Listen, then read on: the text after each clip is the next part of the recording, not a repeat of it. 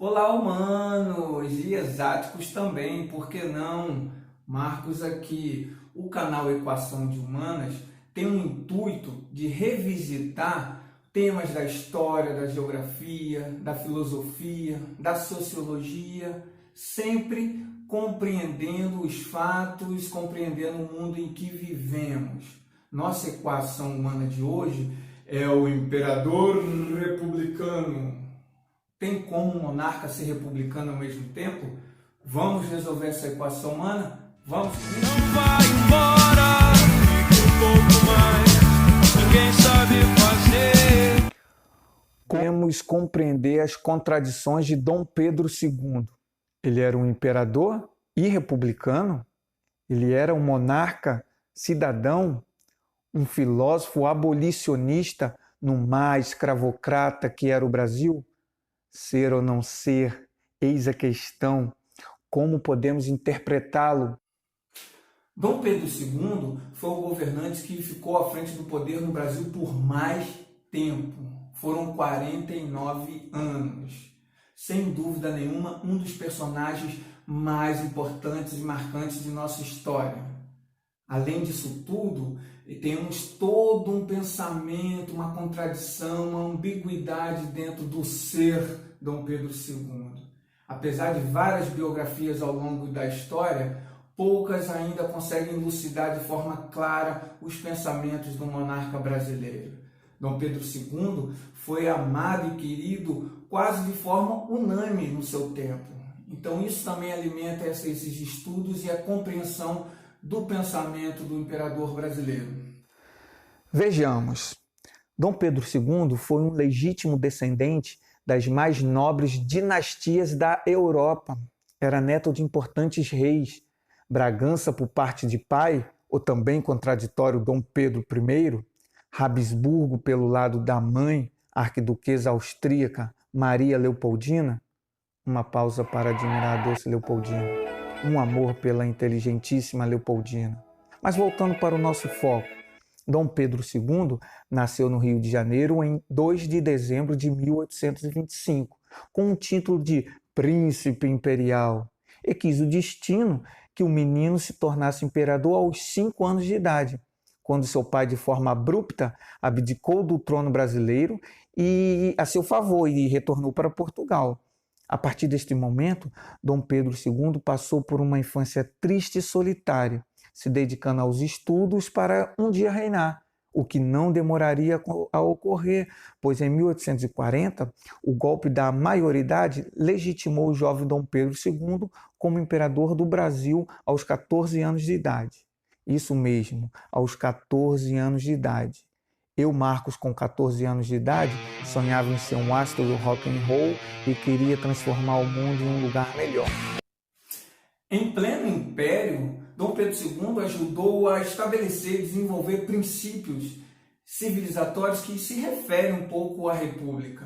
Valores republicanos que temos como meritocracia, respeito ao interesse público, despersonalização política, tudo isso foi construído ao longo do segundo reinado. Tenho uma pergunta. Senhor Marcos, tem certeza que esse imperador era brasileiro? Sim, ele era brasileiro e seu pensamento não estava assim, vamos dizer, solitário. Tinham outras pessoas, outros homens que tinham o mesmo pensamento que o Pedro II. Os famosos homens de casaco.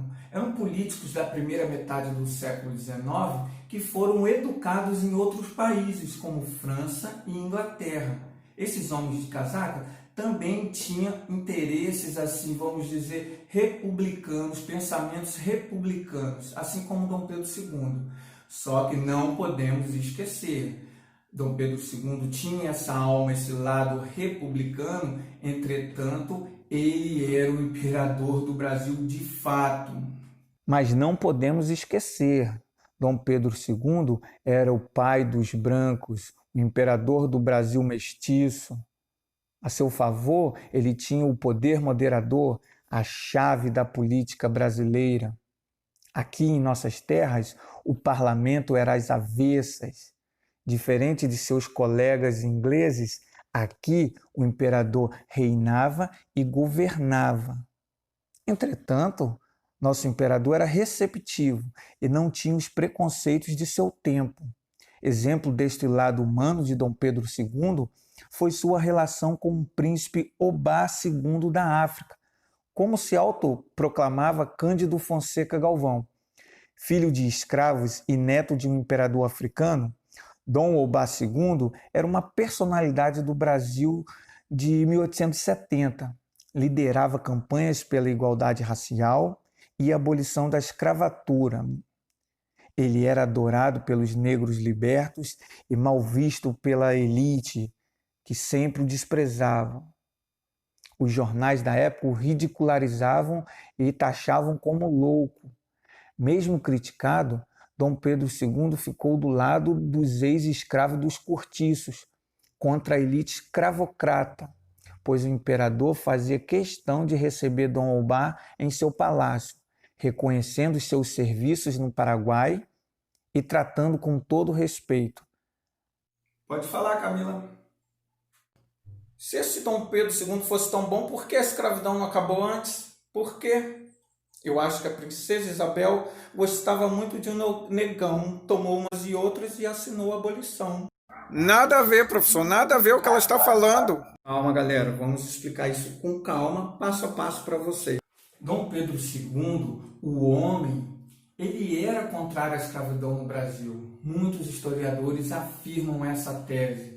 O José Murilo de Carvalho, especialista na vida de Dom Pedro II, afirma que, apesar de ser abolicionista, o imperador não colocava seu peso político a favor do movimento abolicionista. Dom Pedro II era refém da Câmara, era refém dos deputados, dos senadores. Vamos fazer uma reflexão, gente. Não podemos culpar os erros de um homem pelo atraso de seu tempo. Dom Pedro II era um abolicionista, mas sabia que a escravidão estava enraizado na estrutura administrativa do país e seria muito difícil abolir a escravidão assim. Não é à toa que, ao assinar a Lei Áurea em 1888, a princesa Isabel também assinou o fim do seu possível reinado. Além dessas contradições, podemos falar de um lado filósofo do nosso imperador. Dom Pedro II tinha a alcunha de o imperador filósofo. Na época, filósofo era quem se dedicava a estudos e pesquisas humanísticos. Não era apenas filosofar por conta própria. Dom Pedro II pôs em prática durante seu reinado um plano de criar uma história e uma cultura nacional.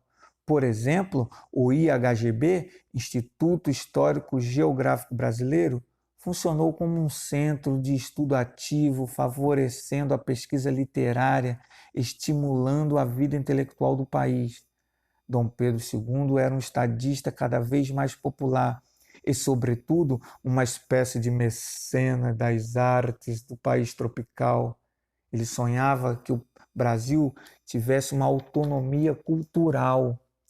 Ele também era poliglota, falava alemão, italiano, latim, espanhol, francês, hebraico e, pasme, tupi-guarani. Era ligado à educação e participava de perto, incentivando as ações do Colégio Pedro II. Patrocinava bibliotecas e até mesmo um observatório astronômico. Em carta a José Bonifácio, Dom Pedro II afirmou que no Brasil ele governava apenas duas coisas, sua casa e o Colégio Pedro II. O monarca também era apaixonado por mineralogia, por botânica. Tudo durante a sua vida estava relacionado à educação. Teve grandes amigos intelectuais, como os escritores Almeida Garrett, Eça de Queiroz, o célebre escritor francês Victor Hugo, o filósofo alemão Nietzsche, o inventor do telefone Graham Bell, o biólogo inglês Charles Darwin, o cientista Pasteur. Dom Pedro II, em 1876, em visita aos Estados Unidos, foi admirado pela população americana.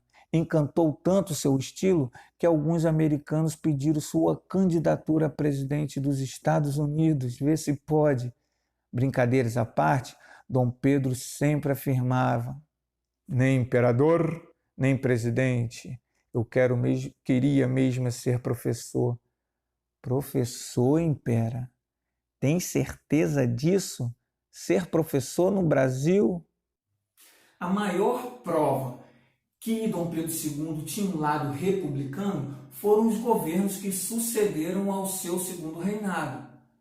Os primeiros presidentes do Brasil usaram de perseguições políticas, usaram de falta de liberdade, censura à imprensa. Então podemos comparar que o governo de Dom Pedro II é muito mais democrático de alguns governantes brasileiros, presidentes da República.